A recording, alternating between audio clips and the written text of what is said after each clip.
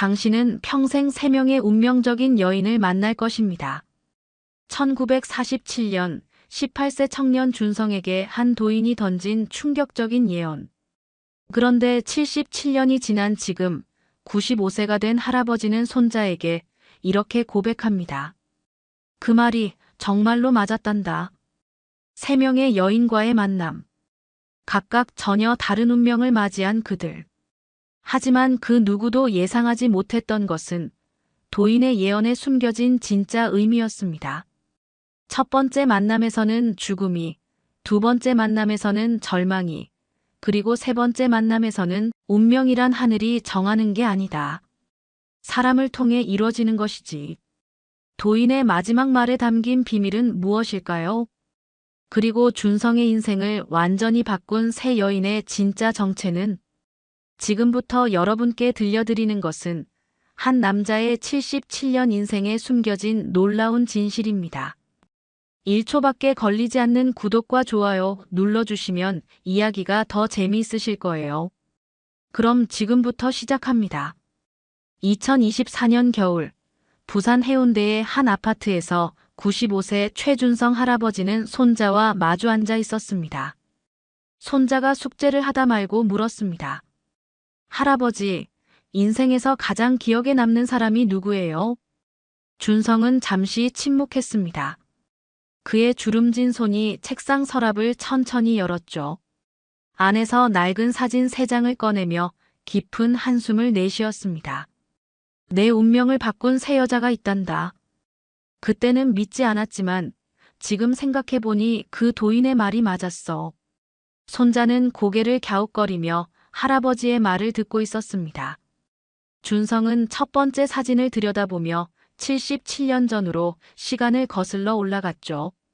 1947년 가을, 18세의 준성은 홀어머니와 부산 용두산 아래 판자촌에서 살고 있었습니다. 그날도 어머니를 위해 산나물을 캐러 산으로 올라갔죠.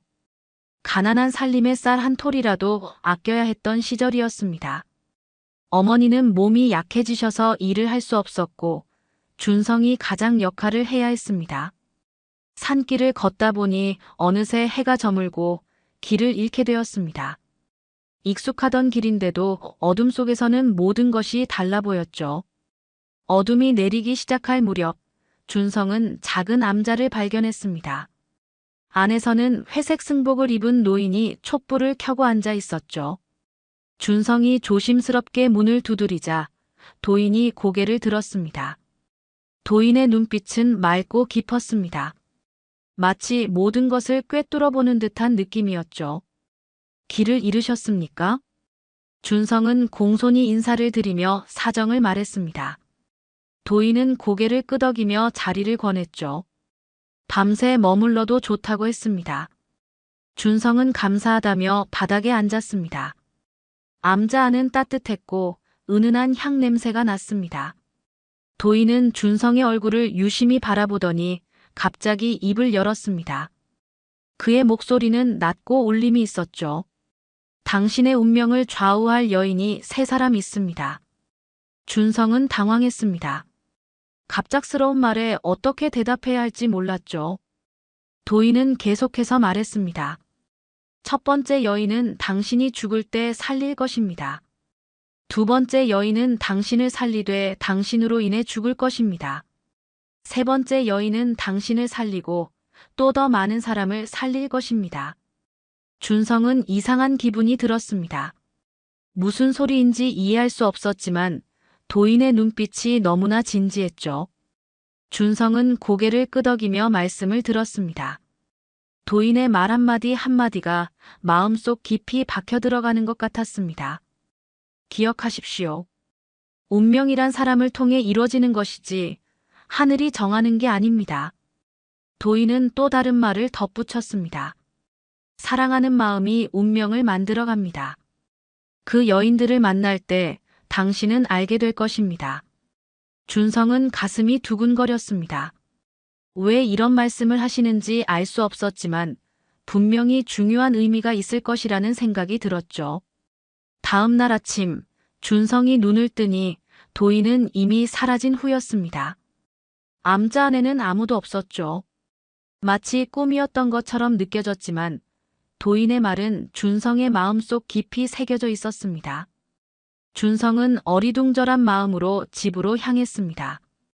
집으로 돌아온 준성은 어머니께 그날 일을 말씀드렸습니다.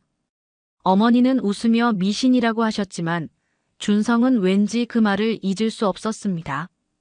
그날 밤 준성은 잠자리에 누워서도 도인의 말을 되새겼습니다. 3명의 여인이라니 도대체 어떤 사람들일까 궁금했죠. 1950년 6월 25일 한국 전쟁이 발발했습니다. 당시 21세가 된 준성은 징집되어 부산에서 서울로 올라가는 군용열차에 몸을 맡겼죠. 어머니와의 이별은 너무나 가슴 아팠습니다. 어머니는 눈물을 글썽이며 준성의 손을 꼭 잡고 말씀하셨습니다. 살아서 돌아와라. 그게 엄마가 바라는 전부다. 준성은 고개를 끄덕이며 대답했습니다. 어머니, 꼭 살아서 돌아오겠습니다. 전선은 하루가 다르게 변했습니다. 북한군의 남침으로 국군은 계속 후퇴했죠. 준성이 속한 부대도 서울에서 대전으로 다시 대구로 밀려났습니다. 전투는 치열했고 동료들이 하나둘 쓰러져 갔습니다. 준성은 무서웠지만 살아야 한다는 의지로 버텼습니다. 9월 어느 날 낙동강 전선에서 북한군과의 교전이 벌어졌습니다. 준성은 소총을 들고 참호에서 적을 향해 총을 쏘고 있었죠. 그때 갑자기 등 뒤에서 총소리가 들렸습니다. 적의 기습이었습니다. 준성은 몸을 돌리려다 가슴에 총탄을 맞고 쓰러졌습니다. 으악! 준성은 비명을 지르며 땅에 쓰러졌습니다. 가슴에서 피가 쏟아져 나왔죠. 의식이 흐려지면서 준성은 어머니 생각이 났습니다.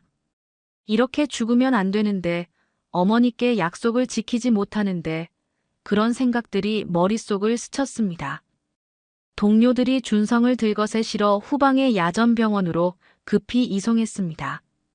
야전병원은 부상병들로 가득했죠. 의사들과 간호사들이 바쁘게 움직이고 있었습니다.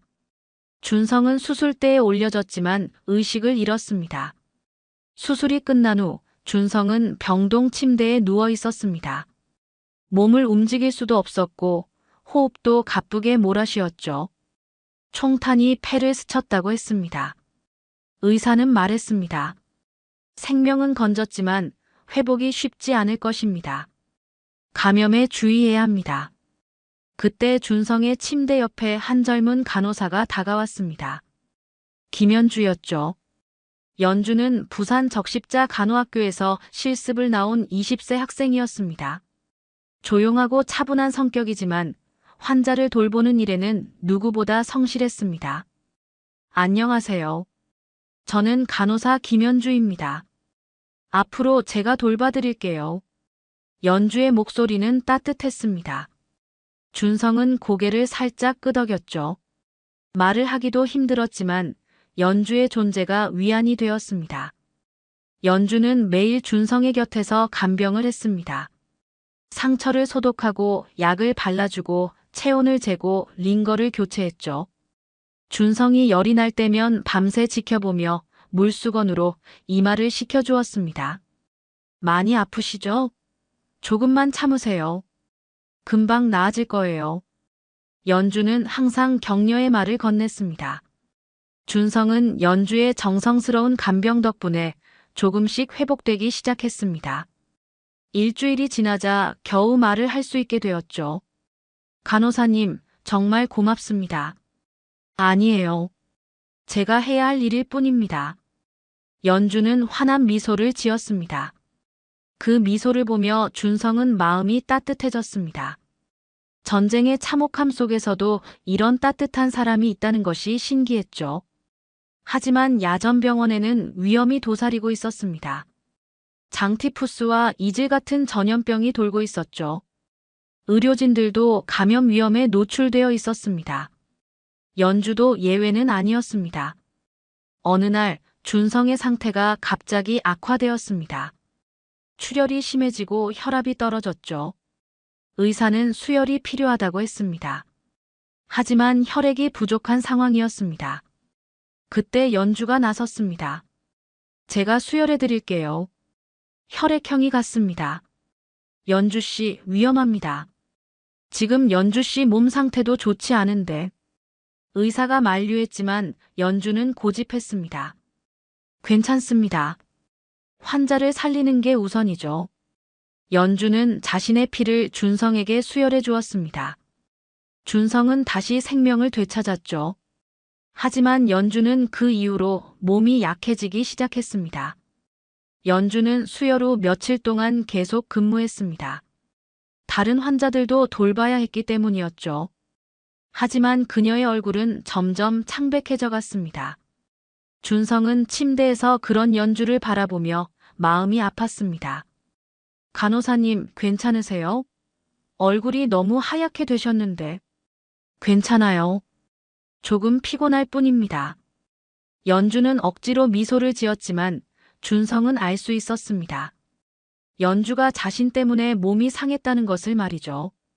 죄책감이 밀려왔습니다. 준성의 상처는 연주의 헌신적인 간병 덕분에 빠르게 나아갔습니다. 일주일 더 지나자 혼자서 일어날 수 있을 정도로 회복되었죠. 의사는 곧 퇴원할 수 있다고 했습니다. 준성은 기뻤지만 한편으로는 연주와 헤어져야 한다는 생각에 서운했습니다. 그런데 어느 날 밤 연주가 갑자기 쓰러졌습니다. 높은 열이 나고 설사를 했죠. 장티푸스에 감염된 것이었습니다. 병원 안에서 전염병이 돌고 있었는데 연주가 감염된 것입니다. 연주 씨, 연주 씨. 동료 간호사들이 연주를 병실로 옮겼습니다. 준성은 깜짝 놀라 연주를 따라갔죠. 연주는 의식을 잃고 계속 열이 났습니다. 의사는 심각한 표정으로 말했습니다. 상태가 좋지 않습니다. 탈수가 심하고 열도 40도를 넘나들고 있습니다. 준성은 연주의 침대 옆에 앉아 그녀의 손을 잡았습니다. 연주의 손은 뜨겁게 달아올라 있었죠. 연주 씨, 정신 차리세요. 제가 여기 있습니다. 하지만 연주는 대답하지 못했습니다. 계속 헛소리를 하며 괴로워했죠. 준성은 밤새 연주의 곁을 지켰습니다. 물수건으로 이마를 식혀주고 물을 조금씩 먹여주었습니다. 사흘 동안 연주는 생사를 오갔습니다. 준성은 한시도 연주의 곁을 떠나지 않았죠. 의사들도 포기하는 분위기였습니다. 항생제도 없던 시절이라 할 수 있는 것이 많지 않았습니다. 간호사님, 제발 깨어나세요. 저를 혼자 두고 가시면 안 됩니다. 준성은 연주의 손을 꼭 잡고 간절히 기도했습니다. 연주가 자신을 살려준 것처럼 이번에는 자신이 연주를 살리고 싶었죠. 나흘째 되는 날 새벽 연주가 잠깐 의식을 되찾았습니다. 준성은 기뻐하며 연주를 불렀습니다. 연주 씨, 정신 차리셨네요. 연주는 준성을 보며 힘없이 미소를 지었습니다. 준성 씨, 살아있네요. 다행입니다. 당연히 살아있죠. 연주 씨가 살려주셨잖아요. 이제 연주 씨 차례입니다. 힘내세요. 하지만 연주는 고개를 살짝 저었습니다. 아니에요. 저는 갈 시간이 된 것 같습니다. 준성 씨만 살아있으면 그걸로 충분합니다. 무슨 소리예요? 그런 말 하지 마세요. 준성은 울음을 터뜨렸습니다. 연주는 준성의 손을 약하게 잡으며 말했습니다. 고마웠습니다. 준성 씨를 돌볼 수 있어서 행복했습니다. 제발 건강하게 오래 사세요. 그것이 연주의 마지막 말이었습니다. 연주는 조용히 눈을 감았고 다시는 깨어나지 못했습니다. 준성은 연주의 손을 놓지 못하고 계속 울었습니다. 연주 씨, 제발 깨어나세요. 하지만 아무런 대답이 없었습니다. 연주는 그렇게 세상을 떠났습니다. 겨우 20살의 나이였죠. 준성은 며칠 동안 먹지도 자지도 못했습니다. 장례를 치르는 날, 준성은 연주의 관 앞에서 다짐했습니다. 연주 씨가 살려준 이 생명, 헛되이 쓰지 않겠습니다. 꼭 의미 있게 살겠습니다. 그때 문득 도인의 말이 떠올랐습니다. 첫 번째 여인은 당신이 죽을 때 살릴 것입니다.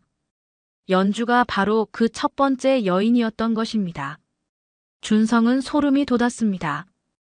도인의 예언이 현실이 되었던 것이죠. 전쟁이 끝난 후 준성은 부산으로 돌아왔습니다.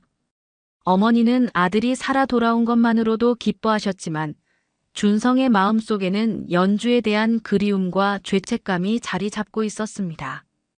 1958년 전쟁이 끝난 지 5년이 흘렀습니다. 29세가 된 준성은 부산에서 어머니를 모시고 살았지만 마음 한구석에는 항상 공허함이 자리 잡고 있었습니다. 연주의 죽음은 여전히 준성에게 큰 상처로 남아 있었죠. 어머니는 준성이 결혼하기를 바라셨지만 준성은 마음의 문을 열 수 없었습니다. 어느 날 동네 친구가 준성에게 제안했습니다. 준성아, 서울에 가서 일해보는 게 어때? 전쟁 복구 공사 때문에 목수일이 많다더라. 준성은 고민했습니다. 어머니를 두고 갈 수는 없었지만 부산에서는 일자리를 구하기가 어려웠죠. 어머니와 상의한 후 준성은 서울로 떠나기로 결심했습니다. 어머니, 서울에서 돈을 벌어서 꼭 모셔오겠습니다. 그래라. 하지만 건강만은 챙기거라. 1958년 봄, 준성은 서울 종로구 청운동에 작은 방을 얻고 목수일을 시작했습니다. 전쟁으로 파괴된 건물들을 복구하는 일이 많았죠. 준성은 손재주가 좋아서 금세 실력을 인정받았습니다. 일은 힘들었지만 바쁘게 일하다 보면 연주 생각을 잠시라도 잊을 수 있었습니다. 어느 토요일 저녁 일을 마친 준성은 종로 거리를 걷고 있었습니다. 그때 단성사 극장 앞에서 한 여자가 울고 있는 것을 보았죠. 젊은 여자였는데 예쁜 한복을 입고 있었지만 표정이 매우 힘들어 보였습니다. 준성은 처음에는 그냥 지나치려 했습니다. 하지만 여자의 울음소리가 너무 슬퍼서 발걸음을 멈췄죠. 혹시 도움이 필요한 건 아닐까 하는 생각이 들었습니다. 실례합니다. 무슨 일이신지요? 여자는 고개를 들었습니다. 눈물로 젖은 얼굴이었지만 아름다운 미모를 가진 여성이었죠. 준성은 잠깐 넋을 잃고 바라봤습니다. 아무것도 아닙니다. 죄송합니다. 여자는 눈물을 닦으며 일어나려 했습니다. 하지만 다리에 힘이 없어서 휘청거렸죠. 준성은 재빨리 여자를 부축했습니다. 괜찮으시지요? 어디 아프신가요? 고맙습니다. 그냥 일이 잘못되어서 속상할 뿐입니다. 여자는 고개를 숙이며 말했습니다. 준성은 여자의 목소리에서 깊은 절망을 느꼈죠. 혹시 저녁 드셨나요? 근처에 괜찮은 식당이 있는데. 준성도 자신이 왜 이런 말을 하는지 몰랐습니다. 평소 같으면 절대 하지 않을 행동이었죠. 하지만 이 여자를 그냥 두고 갈 수 없었습니다. 여자는 준성을 바라봤습니다. 준성의 눈빛이 순수하고 따뜻하다는 것을 알 수 있었죠. 정말 괜찮으신가요? 폐가 되지는 않을까요? 아닙니다. 저도 혼자 저녁 먹기가 심심했거든요.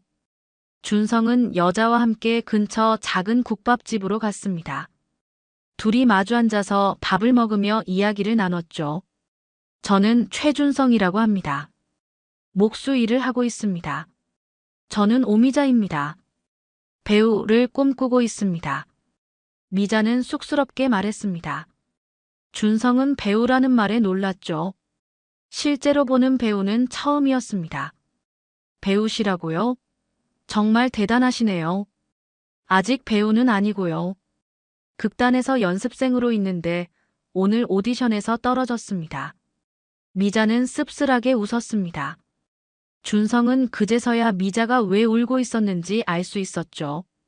힘드시겠네요. 하지만 포기하지 마세요. 분명 기회가 있을 겁니다. 고맙습니다. 이런 위로를 받은 지 정말 오래됐어요. 미자는 준성을 바라보며 미소를 지었습니다. 그 미소를 보며 준성은 가슴이 두근거렸죠. 연주 이후로 이런 감정을 느껴본 적이 없었습니다. 그날 이후로 준성과 미자는 자주 만나게 되었습니다. 준성은 일이 끝나면 미자가 연습하는 극장 앞에서 기다렸죠. 미자도 준성을 만나는 것이 즐거웠습니다. 준성은 자신을 있는 그대로 받아주는 사람이었으니까요. 2달 정도 지나자 준성과 미자는 서로에게 특별한 감정을 갖게 되었습니다. 어느 날 저녁 청계천변을 걸으며 미자가 말했습니다. 준성 씨, 저와 함께 있으면 어떠세요? 행복합니다. 미자 씨와 함께 있으면 모든 걱정이 사라져요. 저도 마찬가지예요. 준성 씨는 정말 좋은 사람이에요. 둘은 서로를 바라보며 미소를 지었습니다. 그렇게 준성과 미자의 사랑이 시작되었죠. 1959년 여름, 준성과 미자의 사랑은 더욱 깊어졌습니다. 둘은 매일 만나며 서로의 꿈과 고민을 나눴죠. 미자는 극단에서 조연 역할을 맡게 되었고, 준성은 그런 미자를 누구보다 응원했습니다. 미자 씨의 연기를 보면 정말 감동받습니다. 무대 위에서 빛이 나는 것 같아요. 고마워요, 준성 씨. 준성 씨가 있어서 힘이 납니다. 하지만 미자가 속한 극단은 단순한 연극단체가 아니었습니다. 사회 비판적인 작품을 주로 공연했고, 정부에 반대하는 목소리를 내는 사람들이 많았죠. 당시는 이승만 정부 시절로 반정부 활동에 대한 감시가 매우 심했습니다. 미자는 처음에는 단순히 연기만 했습니다. 하지만 극단 선배들과 어울리다 보니 자연스럽게 정치적인 이야기에 관심을 갖게 되었죠. 미자는 순수했고 사회 정의에 대한 열망이 있었습니다. 준성 씨, 요즘 세상이 너무 답답해요. 가난한 사람들은 더 가난해지고 권력자들만 배불리고 있어요. 미자 씨 말씀이 맞습니다. 하지만 너무 깊이 관여하지는 마세요. 위험할 수 있어요. 준성은 걱정스러웠습니다. 전쟁을 겪으며 정치적인 일에 휘말리는 것이 얼마나 위험한지 알고 있었거든요. 그해 가을 미자의 극단에서 문제가 터졌습니다. 반정부 성향의 연극을 공연하려다가 당국의 제재를 받은 것이죠. 극단 대표가 연행되었고 단원들도 하나둘 조사를 받기 시작했습니다. 준성 씨, 저희 극단이 해산될지도 모르겠어요. 대표님이 잡혀가셨어요. 미자는 불안해하며 준성에게 말했습니다. 준성은 미자의 손을 꼭 잡았죠. 걱정하지 마세요. 미자 씨는 아무 잘못이 없잖아요. 하지만 준성의 걱정은 현실이 되었습니다. 며칠 후 정보기관에서 미자를 찾아왔습니다. 미자가 반정부 활동에 연루되었다는 의혹을 받은 것이죠. 오미자 씨, 몇 가지 확인할 것이 있어서 왔습니다. 저는 그냥 연기만 했을 뿐입니다. 다른 건 모릅니다. 미자는 떨리는 목소리로 대답했습니다. 하지만 조사관들은 미자를 의심의 눈으로 바라봤죠. 그날 밤 미자는 준성을 만나 모든 이야기를 털어놓았습니다. 준성 씨, 저 때문에 준성 씨까지 위험해질까봐 걱정돼요. 무슨 소리예요? 저는 괜찮습니다. 미자 씨만 안전하면 돼요. 하지만 상황은 점점 악화되었습니다. 미자의 극단 동료들이 하나둘 연행되었고 미자에 대한 감시도 심해졌죠.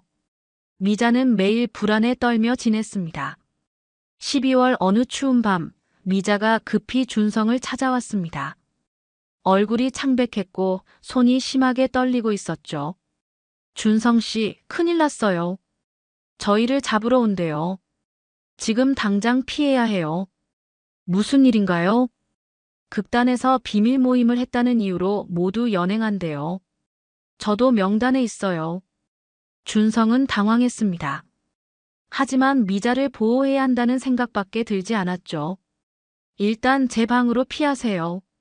며칠 숨어 있다가 상황을 지켜보는 거예요. 안 돼요. 준성 씨까지 위험해져요.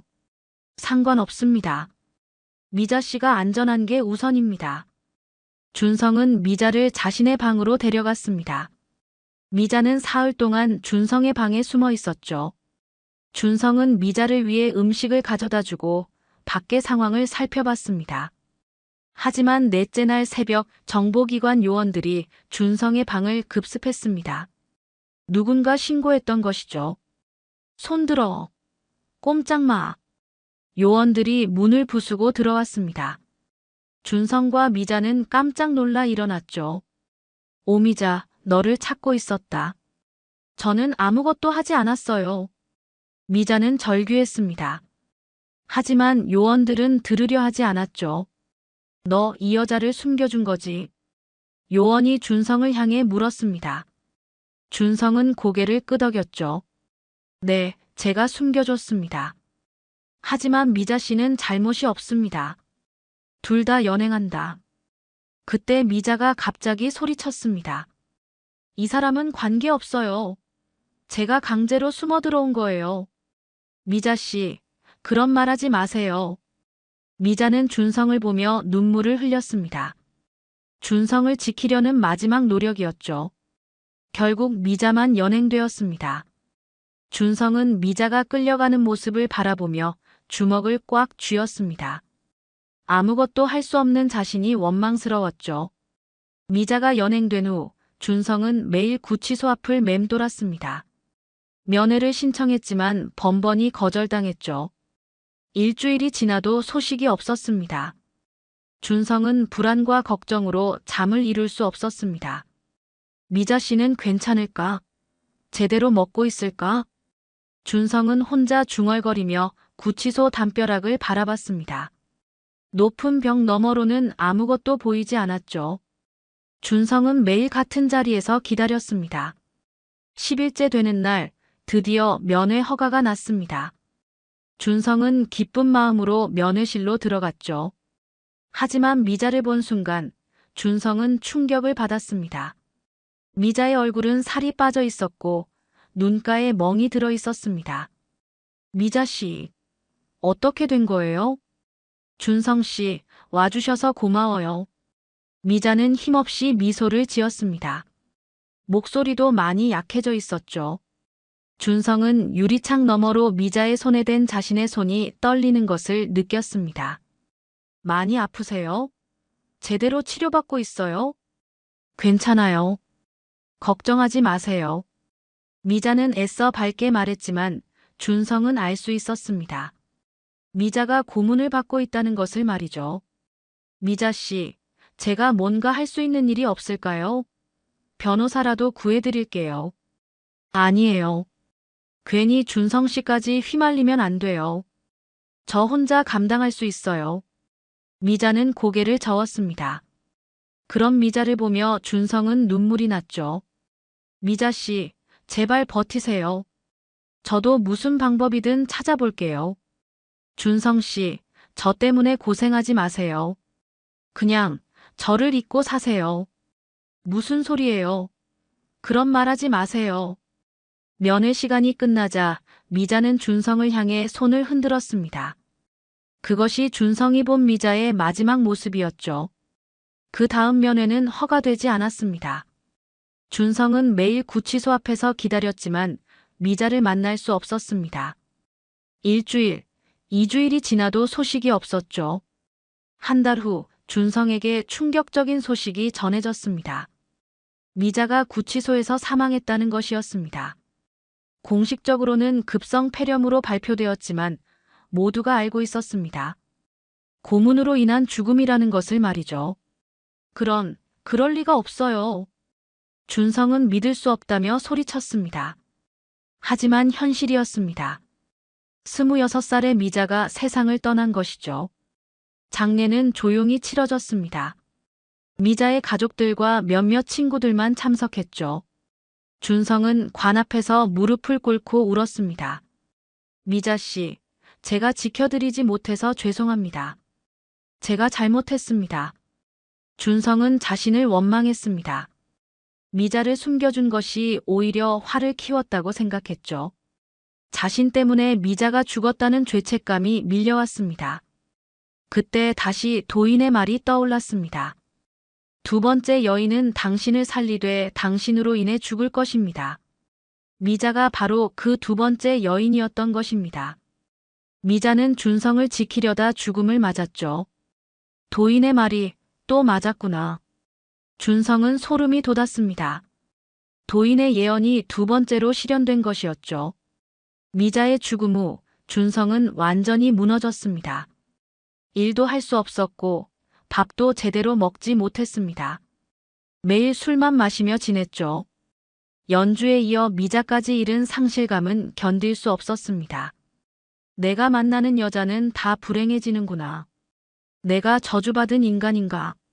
준성은 자학적인 생각에 빠졌습니다. 자신과 인연을 맺는 여자들이 모두 죽는다는 것이 두려웠죠. 한 달 후 준성은 서울을 떠나기로 결심했습니다.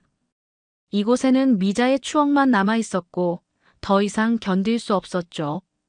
준성은 짐을 챙겨 기차역으로 향했습니다. 어디로 가야 할까? 준성은 기차표를 사면서 고민했습니다. 부산으로 돌아가기에는 어머니께 걱정을 끼칠 것 같았죠. 결국 준성은 대구행 기차표를 샀습니다. 어디든 상관없었습니다. 그냥 이곳을 벗어나고 싶었을 뿐이었죠. 기차가 출발하자 준성은 창밖을 바라봤습니다. 서울의 불빛들이 점점 멀어져 갔습니다.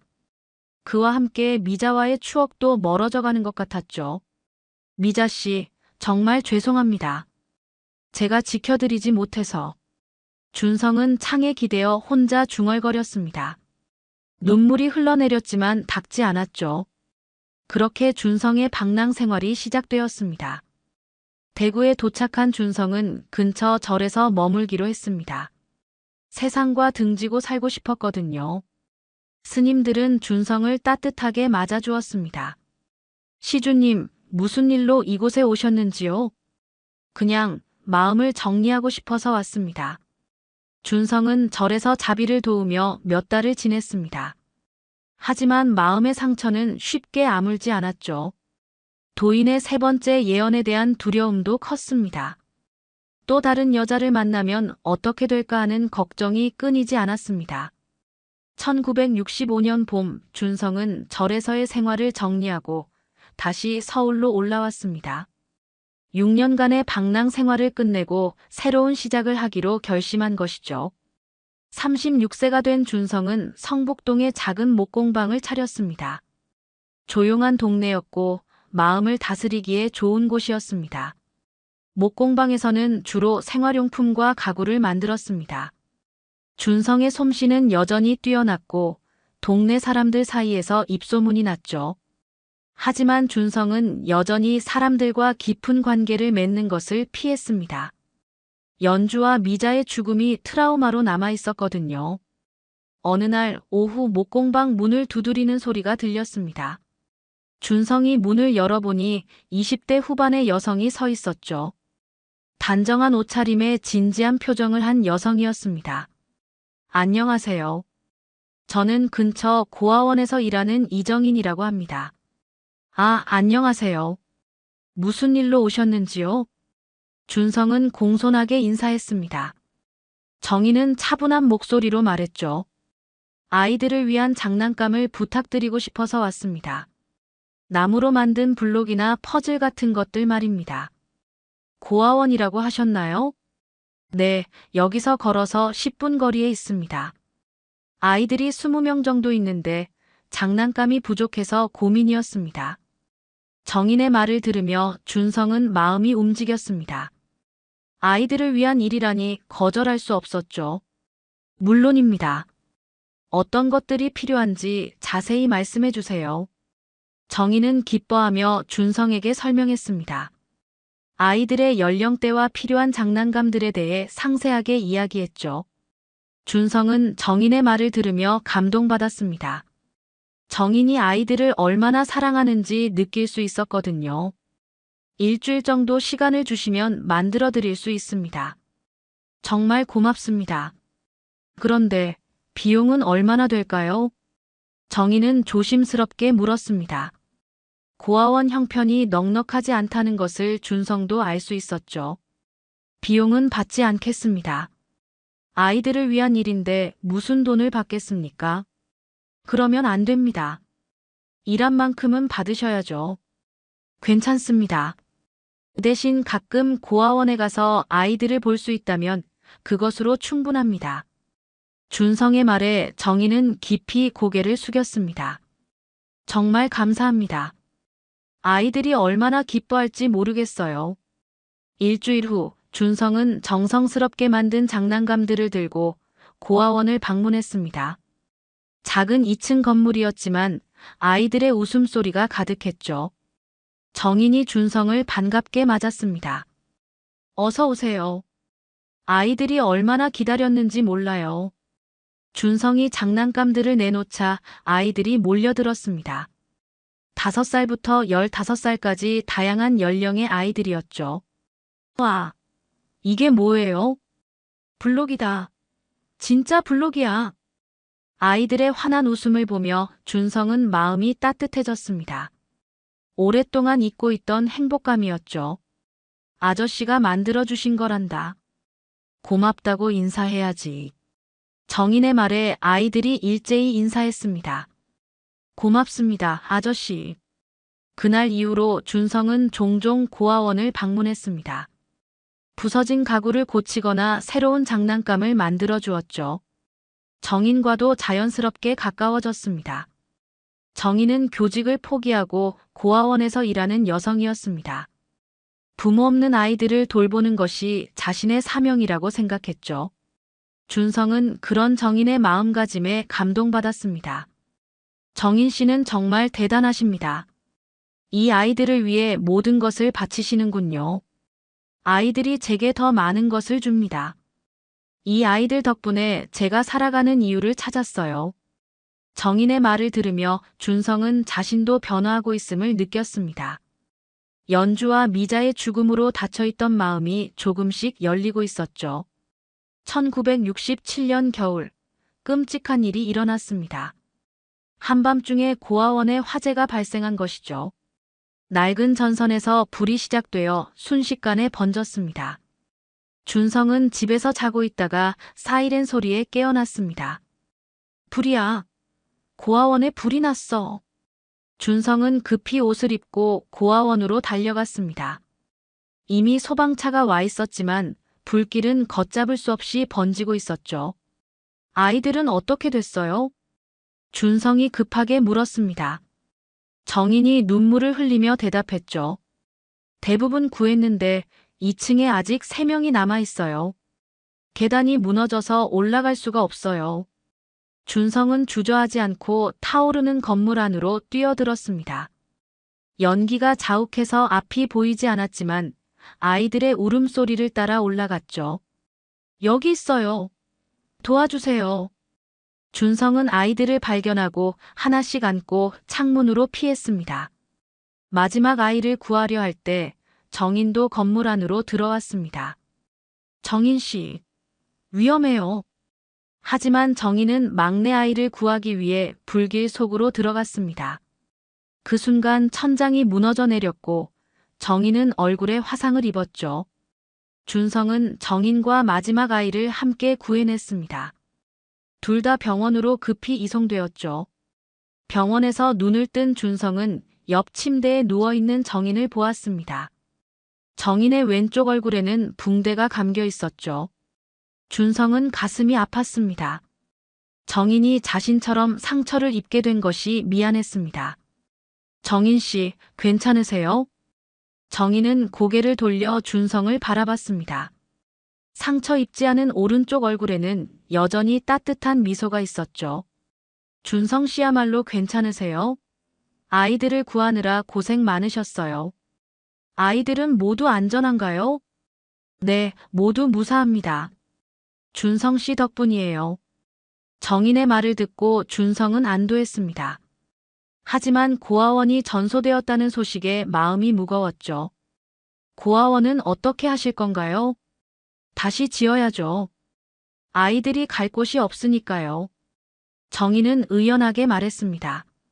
절망적인 상황에서도 포기하지 않는 강인함이 있었죠. 이번 기간 동안 준성과 정인은 많은 이야기를 나눴습니다. 서로의 과거와 꿈에 대해 털어놓았죠. 준성은 연주와 미자의 이야기도 들려주었습니다. 그런 일들이 있으셨군요. 얼마나 힘드셨을까요? 정인 씨를 만나고 나서야 다시 살아갈 이유를 찾은 것 같습니다. 퇴원 후 둘은 함께 고아원 재건에 나섰습니다. 준성은 목공 실력을 발휘해 건물을 짓는 일을 도왔고 정인은 후원자들을 찾아다니며 자금을 모았습니다. 동네 주민들도 도움을 주었죠. 6개월 후 새로운 고아원이 완성되었습니다. 이전보다 더 크고 안전한 건물이었습니다. 아이들이 새 집에 입주하는 날, 준성과 정인은 마당에서 아이들을 바라보며 뿌듯해했습니다. 정인 씨, 저와 결혼해 주시겠습니까? 어느 날 저녁 준성이 정인에게 청혼했습니다. 정인은 잠시 놀랐지만 곧 고개를 끄덕였죠. 네, 좋습니다. 함께 아이들을 키우고 싶어요. 1968년 봄, 준성과 정인은 조용한 결혼식을 올렸습니다. 고아원 아이들이 축복해주는 따뜻한 결혼식이었죠. 그날 준성은 도인의 세 번째 예언을 떠올렸습니다. 세 번째 여인은 나를 살리고 또 더 많은 사람을 살릴 것이다. 결혼 후 준성과 정인은 고아원을 확장했습니다. 더 많은 아이들을 받아들였고 교육에도 힘썼습니다. 준성은 아이들에게 목공 기술을 가르쳤고 정인은 공부를 도왔죠. 세월이 흘러 고아원에서 자란 아이들이 사회로 나갔습니다. 의사가 된 아이, 교사가 된 아이, 공무원이 된 아이들이 있었죠. 모두가 훌륭한 사회인으로 성장했습니다. 40년이 지난 2008년 준성과 정인은 고아원 원장직에서 은퇴했습니다. 그동안 500명이 넘는 아이들이 고아원을 거쳐갔죠.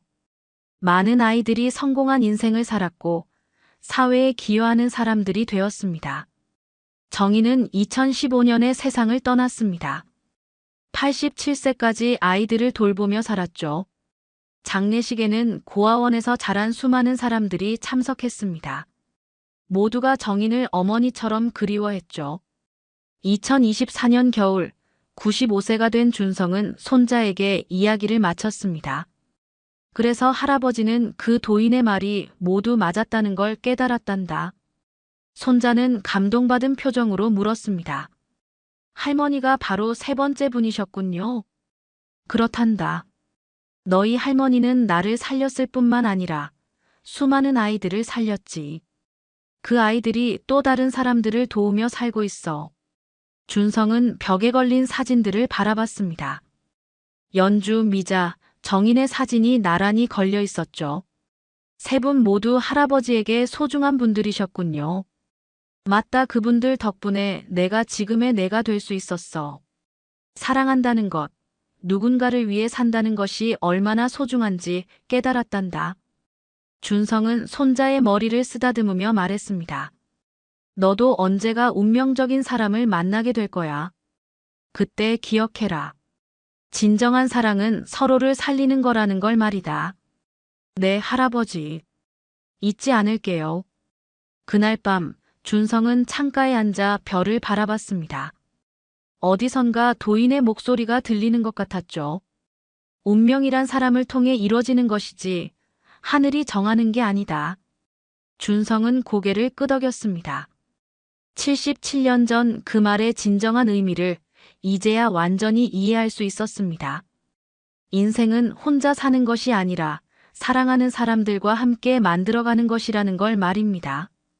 창밖에 눈이 내리기 시작했습니다. 하얀 눈송이들이 춤을 추며 내려왔죠. 준성은 평온한 미소를 지으며 잠자리에 들었습니다. 그의 마음에는 새 여인에 대한 감사함이 가득했습니다. 오늘 이야기 어떠셨나요? 구독과 좋아요는 이미 하셨을 테니 시청자님의 의견을 댓글로 달아주세요. 항상 건강하시고 행복하세요.